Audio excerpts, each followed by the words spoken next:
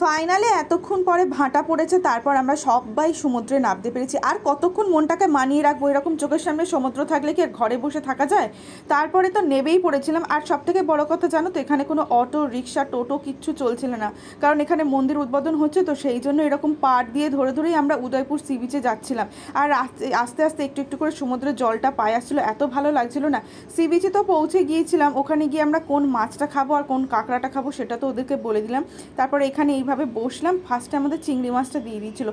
সত্যি চিংড়ি মাছটা যা খেতে করেছিল না, সব থেকে ভালো লাগছিলো। এরকম একটু একটু করে পায়ের ধারে জল আসছে আর এরকম সমুদ্রের পাড়ে গান হচ্ছে, এটা যেন অসম্ভব। তারপরে তো কাঁকড়া খাবো না, এটা তো কোনো দিন হয়ই না, সমুদ্রে গিয়ে কাঁকড়া না খেলে তো মনে হয় কিছুই খায়নি।